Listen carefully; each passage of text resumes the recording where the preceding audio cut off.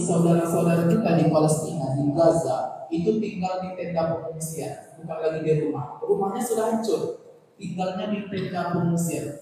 Ketika hujan turun, tenda itu terendam hujan, banyak anak-anak yang mati, banyak anak-anak yang wafat, yang meninggal dunia. Dan betapa banyak orang yang meninggal karena rudal, ditembaki, tertimpa reruntuhan bangunan. Dan inilah yang dialami oleh saudara kita yang ada di Gaza, di Palestina hari ini. Nauzubillah min dzalik. وواجبنا أيها الكرام نحو إخواننا في غزة وفي فلسطين ونحو إخواننا المرابطين الذين يدافعون عن المسجد الأقصى واجب أن نعينهم بما نستطيع. استأذنك شيخ، هذا مكبر الصوت قليل صغير. لا نضع في اللباس. وينبغي علينا أيها الكرام أن نعينهم بما نستطيع لعل الله عز وجل أن يجعلنا كما قال صلى الله عليه وسلم المؤمن للمؤمن كالبنيان يشد بعضه بعضا. وفي النهاية أقول لكم جزاكم الله خيرا وجزا الله خير الجزاء من أعان أو سيعين إخواننا في غزة وفي فلسطين. أسأل الله والجميع أسأل الله أن يبارك لهم في أنفسهم وأزواجهم وذرياتهم وأرزاقهم إنه من ذلك القادر عليه. وصلى الله على نبينا محمد بارك الله فيكم. Entah itu. Maka kata Syekh, kewajiban kita hari ini setelah kita meyakini bahwa Al-Aqsa itu mulia, setelah kita mengetahui apa yang dialami oleh saudara kita di sana, kewajiban kita hari ini adalah berusaha sebaik mungkin membela mereka, mensucikan Al-Aqsa Baitul Maqdis semampu kita, kata Syekh. Ada yang mampu jihad dengan jasadnya seperti saudara kita yang di sana, ada yang mampu berjihad dengan infaknya, dan ada juga yang mampu berjihad dengan tulisan-tulisan kecilnya di sosial media. Maka ini semua adalah bentuk kepedulian kita, dan secara tidak langsung kita mengikrarkan diri kita bahwa kita berdiri membela saudara kita yang terzalimi di sana. Dan apa yang sudah kita berikan ke Palestina, ke saudara kita yang terzalimi di Gaza, untuk kesucian Al-Aqsa, semua ini akan menjadi hujjah di hadapan Allah bahwa kita berdiri menjaga kesucian Al-Aqsa, menjaga wasiat Nabi kita atas Baitul Maqdis. Dan alhamdulillah, Syekh tadi berdoa semoga siapa yang sudah membela Al-Aqsa, siapa yang sudah mengirimkan bantuan untuk Al-Aqsa, dan yang akan memberikan bantuan, yang akan mengirimkan bantuan, semoga Allah balas berkali-kali lipat dan Allah berkahi kehidupannya. Allah tanamkan rasa iman dalam hatinya. Amin amin ya rabbal alamin.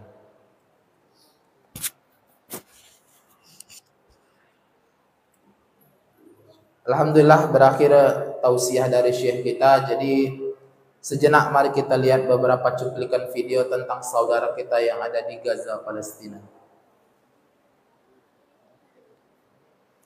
Istadin ka Syekh.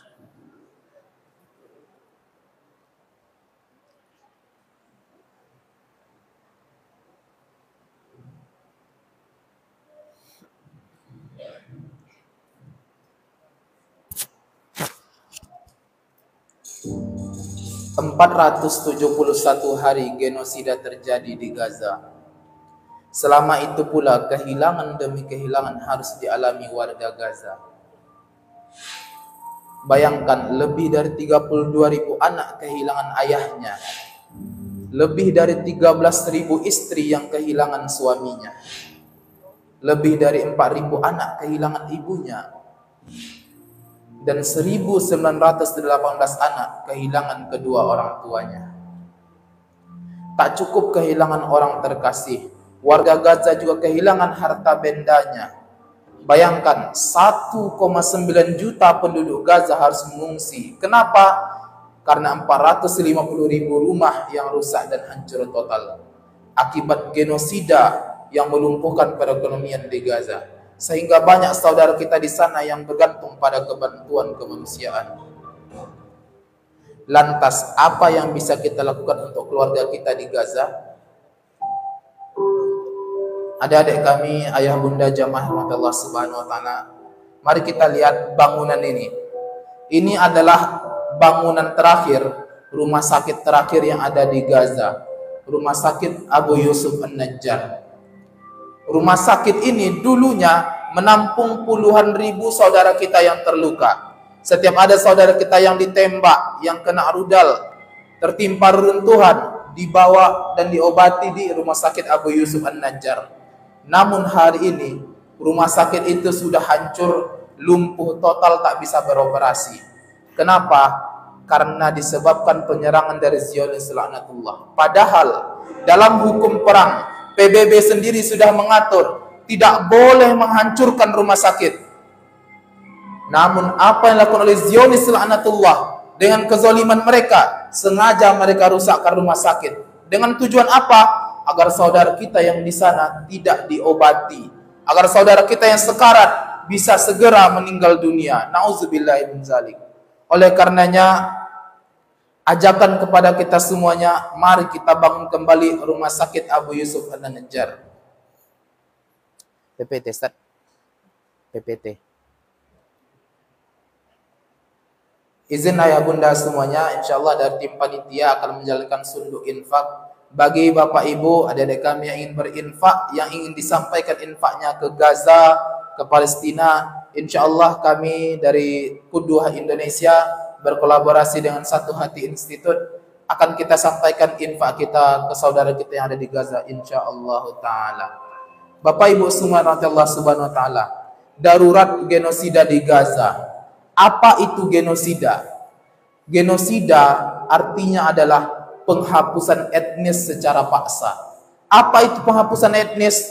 Contoh, genosida Jawa, maksudnya adalah ingin membunuh semua orang Jawa. Genosida Sumatera, artinya ingin membunuh semua orang Sumatera. Maka genosida Gaza, genosida Palestina, maksudnya adalah ingin membunuh semua saudara kita yang ada di Palestina, Gaza. Mari kita lihat apa yang terjadi di Gaza setiap harinya. Setiap 4 menit akan ada 1 unit rumah yang hancur total oleh Israel. Bayangkan kalau 4 menit ada 1 rumah hancur, kurang lebih dalam 1 jam berapa rumah yang akan hancur. Nauzubillahi min zalik. Setiap 6 menit 1 orang terluka akibat serangan Israel. Setiap 7 menit 1 ton bahan peledak dijatuhkan oleh Israel di Gaza. Setiap 11 menit akan ada 1 warga Palestina yang syahid menghadap Allah Subhanahu wa taala. Setiap 36 menit akan ada 1 anak tak berdosa yang meninggal dunia. Artinya dalam 1 jam ada 2 anak yang tak berdosa, yang tak tahu apa-apa, dibunuh oleh Israel laknatullah. Setiap 53 menit akan ada 1 wanita yang syahid.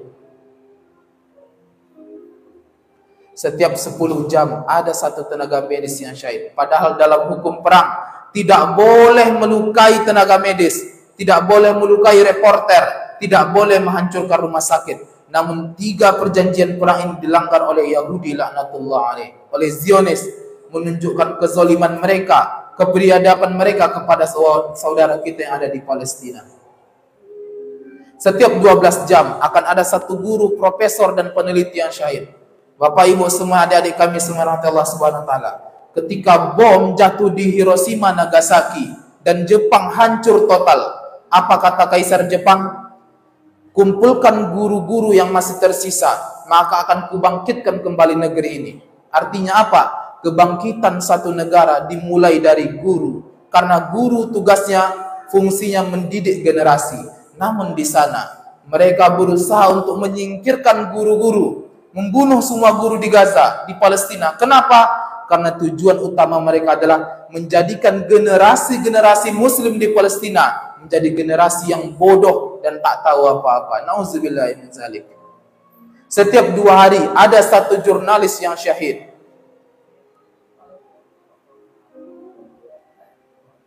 Bapak ibu semua rahmatullah subhanahu wa ta'ala, oleh karenanya kami mengajak kepada kita semuanya, Mari kita kirimkan bantuan kita untuk saudara kita yang ada di Gaza, Palestina. Mari kita bangun kembali rumah sakit Abu Yusuf An-Najjar. Kenapa? Karena rumah sakit Abu Yusuf An-Najjar adalah benteng terakhir umat Islam di sana. Benteng terakhir saudara kita yang ada di Gaza, Palestina.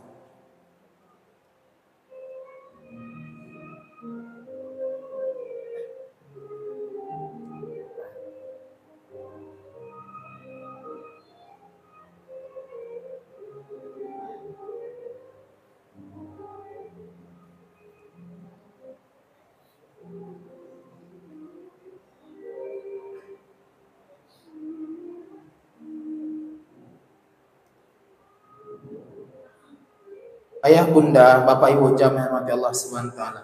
Demi Allah, bangsa Palestina bukan bangsa pengemis. Demi Allah, bangsa Palestina bukan bangsa peminta-minta. Jangan berpikir mereka meminta sumbangan dari kita. Tidak. Kita harus yakini bahwa mereka adalah benteng terakhir umat Islam untuk menjaga Al-Aqsa. Apa yang kita infakkan hari ini, belum ada seujung kuku pun, belum ada secuil pun dari apa yang mereka korbankan. Hari ini kita hanya berinfak sedikit dari rezeki kita. Sedangkan mereka, apa yang mereka infakkan? Seorang ayah menginfakkan anaknya untuk berjihad lalu syahid. Seorang istri menginfakkan suaminya untuk berjihad lalu syahid. Mereka infakkan harta, benda dan nyawa mereka. Demi apa? Demi menjaga kesucian Al-Aqsa. Demi Allah, mereka bukan pengemis.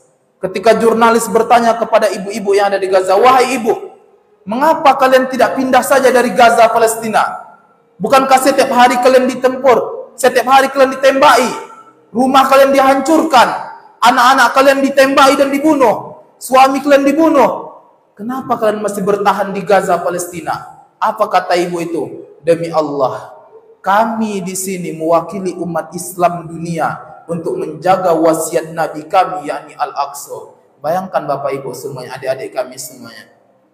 Mereka tetap bertahan di sana untuk mewakili kita menjaga Al-Aqsa. Kenapa? Hari ini datang ke Al-Aqsa untuk menjaganya. Kita tak bisa masuk ke Palestina untuk menjaga Al-Aqsa.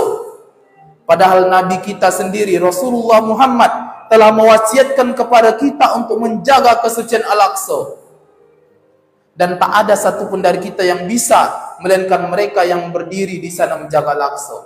Bayangkan betapa malunya kita nanti berjumpa dengan Nabi kita Muhammad. Ketika Nabi kita nanti bertanya kepada kita, "Di mana engkau dari wasiatku?" kata Rasulullah.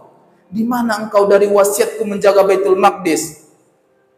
Kalaulah bukan karena saudara kita yang ada di Al-Aqsa, kita akan jumpa Rasulullah. Paling tidaknya kita bisa menjawab, "Ya Rasulullah, kami tak bisa datang ke Al-Aqsa, namun alhamdulillah kami berikan infak terbaik kami, doa terbaik kami untuk saudara kami yang ada di sana." Paling tidak ini menjadi hujjah kita di hadapan Allah, hujjah kita di hadapan Rasulullah, bahwa kita berdiri menjaga kesucian Al-Aqsa dan membela hak saudara kita yang terzalimi di sana. Suatu ketika Maimunah bertanya kepada Rasulullah, "Ya Rasulullah, di Baitul Maqdis, wahai Rasulullah, berikan kami fatwa tentang Baitul Maqdis." Apa kata Rasulullah? "Ardul mahsyarul mansyar, itu wasallu fihi, fa inna salata fiha ka'alfi salatin fi ma siwa." Datangi Baitul Maqdis, Al-Aqsa, kata Rasulullah. Solatlah di dalamnya, karena satu kali solat di situ, kata Rasulullah, sama seperti 1000 kali solat di masjid lainnya. Atau dalam riwayat lain, khamsimi'ah, seperti 500 kali solat di masjid lainnya. Kemudian Maimunah bertanya, "Kalau kami tak bisa datang ke sana, bagaimana Rasulullah?" Dan pertanyaan Maimunah ini mewakili pertanyaan kita. Kalau kita tidak bisa datang dan solat di sana, apa yang bisa kita lakukan? Apa kata Rasulullah? "Falyuhdi zaitan." Paling tidak kirimkan infakmu, kata Rasulullah. Berinfaklah untuk menghidupkan lampu di sana, untuk membeli minyak untuk menghidupkan lampu yang ada di Baitul Maqdis, Al-Aqsa. Oleh karenanya, salah satu cara terbaik kita membela Palestina hari ini ialah mengirimkan infak terbaik kami, infak terbaik kita. Bagi ayah bunda semua jamaah rahmat Allah Subhanahu wa taala, terima kasih kami ucapkan yang sudah masukkan infak ke dalam sunduk. Insyaallah kita dari tim Qudwah Indonesia berkolaborasi dengan Satu Hati Institute, akan kita kirimkan infak ayah bunda semua, jamaah semuanya, untuk membangun kembali Rumah Sakit Abu Yusuf An-Najjar insyaallah taala. Bagi ayah bunda semua yang Allah Subhanahu wa taala, mungkin bisa jadi detik ini, sekarang ini belum bawa rezeki untuk diinfakkan, atau ingin berinfak namun belum ada rezeki yang mau diinfakkan, maka izin kami dari tim Qudwah Indonesia mempermudah ayah bunda jamaah semua insyaallah taala. Insyaallah di sini kita sudah menyediakan yang namanya kartu komitmen. Apa itu kartu komitmen? Bagi ayah bunda jamaah yang rahmati Allah Subhanahu wa taala, bagi ayah bunda yang ingin berinfak namun mau infaknya besok dan seterusnya tanpa harus datang kepada kami, maka bisa nanti mengambil kartu komitmen ini kepada panitia. Nanti diisi nama, alamat, nomor HP, serta berapa keinginan komitmennya. Contoh, ada bapak atau ibu yang ingin komitmen, bismillah, saya komitmen infak 5 juta, semisalnya. Maka silahkan dicatatkan infaknya, dan ingat, tak kami tuntut, kita tidak tuntut langsung lunas, tidak. Silahkan kalau ada uang hari ini 100.000, kirimkan 100.000. Bulan depan adanya 50.000, transferkan 50.000. Bulan depannya tidak ada, tidak masalah.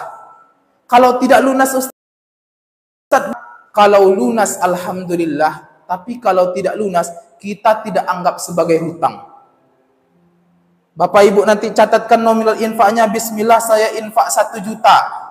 Tapi ternyata yang bisa dibayarkan selama berbulan-bulan hanya 200.000. Alhamdulillah, kita tidak anggap 800.000-nya sebagai hutang. Insyaallah taala. Lunas alhamdulillah, tidak lunas kita tidak anggap sebagai hutang. Bagi bapak ibu nanti jamaah yang kiranya ingin berinfak dengan kartu komitmen ini, silahkan nanti setelah kegiatan ini mendatangi panitia Ustaz Abdul Hamid dan tim.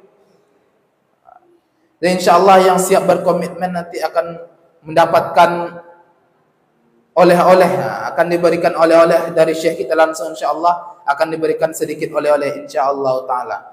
Ingat ayah bunda jamaah semua rahmatullah subhanahu wa taala, lunas alhamdulillah, tidak lunas tidak kita anggap sebagai hutang. Semoga Allah bantu untuk melunaskannya. Amin amin ya rabbal alamin. Hadirin jamaah salat Isya, tarawih dan witir rahmati Allah Subhanahu wa taala. Sekian mungkin pemaparan dari kami. Jikalau ada kata-kata yang salah, kami mohon maaf. Kalau ada kalimat-kalimat yang tidak berkenan, kami mohon maaf. Kukira bulan purnama, ternyata bintang pun tak terbit jua. Di lain waktu kita berjumpa, semoga Allah meridhai kita. Assalamualaikum warahmatullahi wabarakatuh.